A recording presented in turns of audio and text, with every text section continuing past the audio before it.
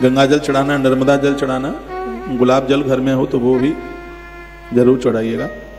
कपूर जलाए बिना शिव की पूजा पूरी नहीं होती। आरती में कपूर जलाया जाता है, पानी में कपूर डाला जाता है, शिव के अभिषेक में फूलों की पंखुड़ियां डाली जाती हैं। कहते हैं कि पितरों को श्राद्धों में लाल फूल नहीं चढ़ाना चाहिए और महादेव की पूजा में सफ़ेद फूल की एब्सेंट नहीं होनी चाहिए। श्वेत फूल महादेव की पूजा के लिए बहुत ज़्यादा भारी विशेष माना गया है।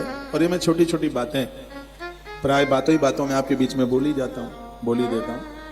कल की कथा में आपने सुना था कि बेलपत्री के बिना शिव की पूजा अधूरी है, त्रिपुंड के बिना शिव की पूजा अधूरी है, रुद्राक्ष के बिना शिव की पूजा अधूरी है,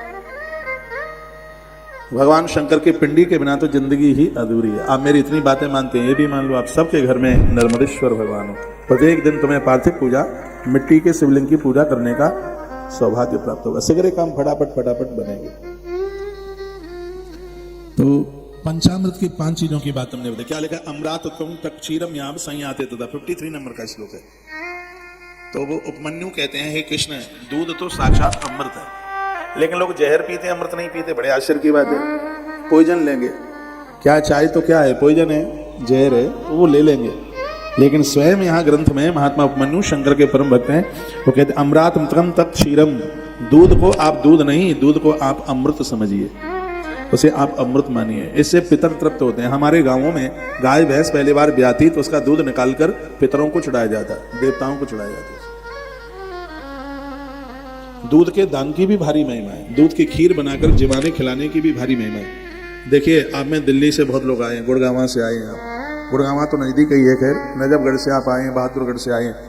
इतनी दूर से आप आए हैं और अधूरी कथा छोड़ करके चले जाएं, ये नहीं है। आप ये कह नहीं पाएंगे हमने तो महाराज जी की पहले से पुराण बहुत सुन लिए, ये नहीं सुनी है जो मैं आपको सुना रहा हूं। ये तो कभी आप कह ही नहीं सकते कि कथा हमने बहुत बार सुन ली है। जितनी भी बार सुनोगे उतनी बार नई ही सुनोगे, अपडेट।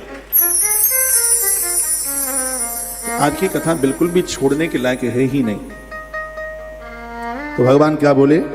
इमं व्यवसतम कल्पम पश्चिमे बंधुविश्याः, हे महात्मा, मेरी कृपा से आपका वंश सदा अक्षय रहेगा और मैं आपके इस आश्रम में हमेशा हमेशा के लिए रहूंगा। हे कृष्ण, महादेव ने मुझे ये बात कही।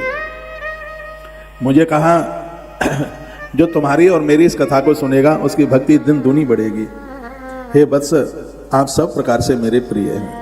भगवान बोले आप इच्छानुसार पूर्वक रहे, किसी प्रकार की उत्कंठा मत कीजिए, आपके सारे कामों को मैं बनाऊंगा, तुम्हारे मनोरथों को मैं पूरा करूंगा। तो मन्नू कहते हैं कि महादेव ने बात मुझसे कही। तो उन्होंने कहा कि जिस महादेव ने मेरे सब काम बना दिए, हे गोविंद, वह महादेव तुम्हारे काम क्यों नहीं बनाएगा? तो तुम्हारे भी बनाएगा।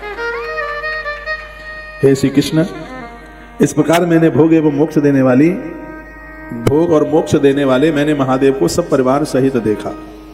हे देवदेव, उन महाबुद्धिमान परमेश्वर सदाशिव ने मुझसे जो कहा था वह सब उनके ध्यान के द्वारा मैंने प्राप्त किया। तद्वाप्तम चमे सर्वम देव देव समादेना, उनकी कृपा मेरे ऊपर हो गई। प्रत्यक्षम चैवते जातान गंधर्वाप्सरस तथा, आप अपने समक्ष उपस्थित गंधर्व, अप्सरा, ऋषि, विद्याधर सब मैंने देखे जो सब भगवान को प्रणाम कर रहे थे।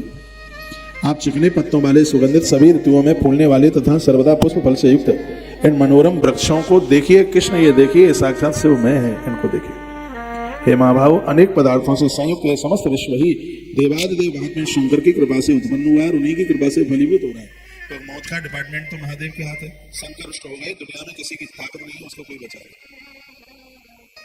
इसके ऊपर शंकर रुष्ट हो गए। शंकर जिसके ऊपर प्रसन्न है, किसी की ताकत नहीं है कि उसको कोई मार के बता दे। भोलेनाथ जिसके ऊपर प्रसन्न, किसी की शक्ति नहीं है, उसका कोई बाल बांका तो कर दे। भूतम भव्यम भविष्यम च सर्वम जानामि तत्पतः, मुझे तो सदा शिव की कृपा से संपूर्ण ज्ञान हो गया। पीछे क्या हुआ है, मुझे अपने कई जन्मों का ज्ञान हो गया। मैं उन जन्मों में क्या क्या बना, शंकर की कृपा से मुझे पता लग गया।